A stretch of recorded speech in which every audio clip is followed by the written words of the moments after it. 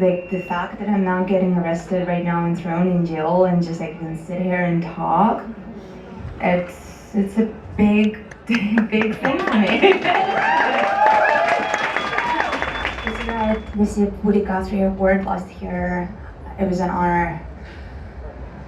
As I'm talking right here today, we're still counting the amount of searches and arrests that were held in the last 24 hours around Russia, and specifically the target is artists. It's something unprecedented. It never happened before at this scale. And some people joke, that's what, well, we joke about sad stuff because, like, what else are you gonna do? You cannot cry 24/7, but our life is pretty grim. Somebody joked that actually they made a pretty good curatorial choice because some of these political artists even I was not aware of, and I'm in the scene for a while, so in a way the FSB opened up my eyes to some amazing artists in regions far away from Moscow. Thank you for that. The official reason for all of the searches is a new criminal case for treason on my ex-husband, the father of my daughter, who was previously poisoned with a nerve agent. He lived, and now he's charged with multiple criminal cases, including treason, because he supports Ukraine. But that's just the official reason. I guess the internal conversation that we all had, why prior to elections that are coming up on the 17th of March in Russia, so-called election, we call it electoral performance or spectacle, why they target specifically artists. And it's, well, I'm a retired philosopher. I'm a full-time artist at this point, so all I can say is we hope to help people to imagine alternative worlds and alternative futures.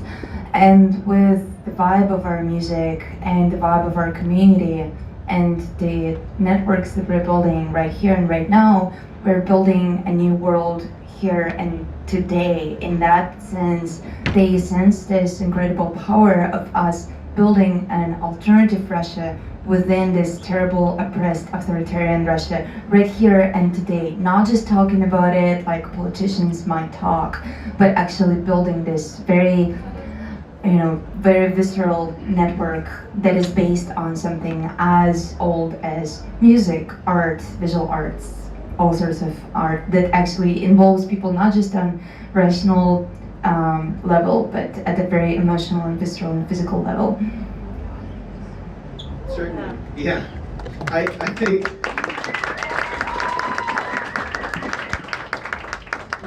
recount an encounter of a time when you felt in that room or in that street a way in which music supported a movement, and tell us what that meant to you. Last time I felt it, it was music, it was visual artists. I'm her art granddaughter, or art daughter perhaps. Judy Chicago, a feminist, pioneering feminist artist, opened a retrospective in New York about a half a year ago. And I was fortunate enough to be at the opening and participate in the exhibit with our joint project together. And I had a very spiritual feeling. I would almost want to say religious, but I never felt anything like that from organized religions. I would always just get bitten from them.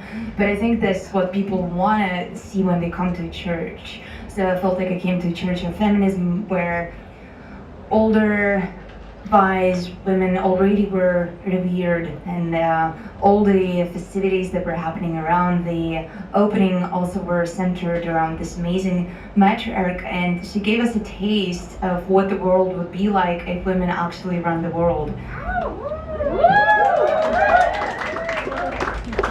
Curious to ask you, Nadya, to what degree do you think that the art world in Russia is used to kind of support certain political ideas or limit the scale of imagination? And what can we here in Austin learn from the punk artists of Russia about how to stand up in increasingly repressive environments? We don't have any who is alive or who are not in exile currently in Russia. Full support to you. My bar, because of my trauma, is so low. Like the fact that I'm not getting arrested right now and thrown in jail and just like can sit here and talk, it's a big big thing for me.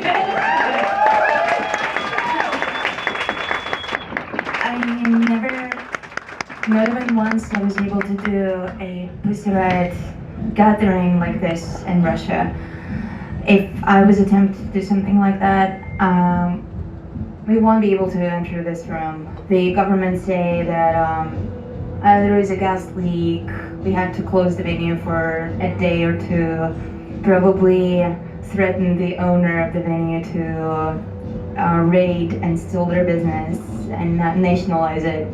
Then the venue would be surrounded by Riot police and nobody would be able to get in. And if you try to get in, you just end up getting beaten and or thrown in jail. And today it's 15, 20, 25 years in jail.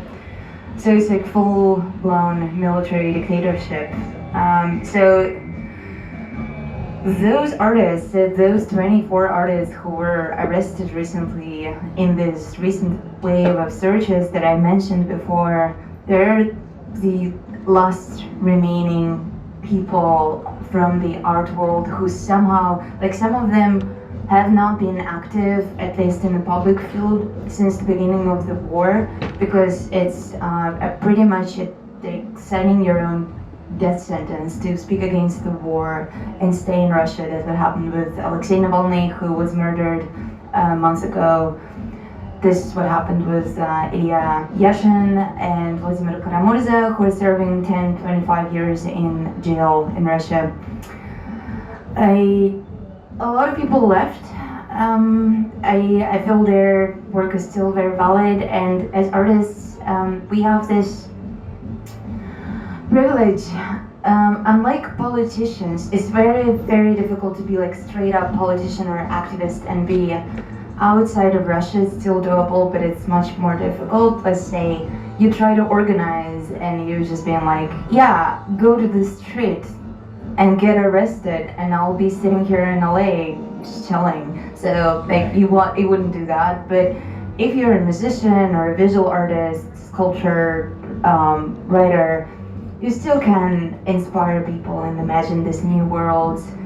So I feel like even under this very dark circumstances that my country is now, there is this special place and special power that artists hold. And again, coming to the beginning of my point, the reason why we started to perform on the streets, yes, partly because we are interested in this punk aesthetics and performance art, but partly just because we were pushed away. Like none of the museums or galleries or music venues would ever be able to have us in. So it either would have to be silent or self-organized. Word. If anyone tries to arrest you for doing art, they'll have to get through all of us. That's right. We did an action here in Austin, Texas, in Austin State, in Texas State Capitol, when reproductive rights were taken away from everyone here in this country. We went there with a giant banner, Meteorology Now, and we managed not to get arrested. Yeah. And when I hear Pussy Riot's cover of the Ramones, I have to question like how does that happen? This globalized exchange of art and ideas. By the way, I have no idea who's done this cover.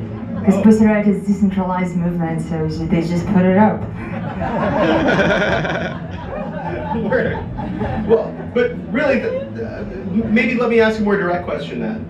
What kind of punk music were you listening to in Russia in this environment that led to the development of Pussy Riot? Like, what was on your playlists And you know, when did you get this idea that you too could put yourself on the line and become this activist, musician, and spectacle that threatened one of the most powerful men in the world? I'm primarily a visual artist, so I did not listen to a lot of music. I've been listening to a lot of classical music growing up because I was playing piano. It's every Russian girl has to dance ballet or play piano, so I play piano. So I've been listening to very normal stuff like Bach, Mozart, and then some church music. And I would always imagine, what if the church was different and it was actually a nice and welcoming place where women had a voice and they could be priests, and what if you could go to church and then get your abortion pill or some stuff like that, and they, you know, be actually very useful. So I haven't been listening to a lot of punk music growing up, but a little bit of rock pop, like for example Zemfira, who is one of the biggest musicians in Russia. She's a closeted gay woman, well, kind of closeted. So in Russia it's like don't ask, don't tell, which is very ugly because she cannot fully be herself. But yeah, you know, like the biggest cultural phenomenon from Russia, what do you know? You know, tattoo. You probably heard of Zemfira. They're all gay, or they present themselves as gay. And now you have this Putin, this a terrible orc, sociopath, who wants to convince you that Russia is homophobic. Like, fuck no. So I've been growing up in the 90s, not that much on punk, but mostly on pop that was singing about love of a boy, like another big band, Ruki Vverh. They were singing a song about love, and in the video you saw that this girl always runs away from the main character, who is a boy, and then they turn and you see their face for the first time, and you see them that they are them. And so it's like I was growing up in a culture that was queer as fuck, and then Putin came to power and he tried to convince me that we are a conservative country that has to lead the conservative values, blah blah blah, fascists of the world unite. So I think to me the biggest driving power was just to reinstate this festival of queerness and matriarchy.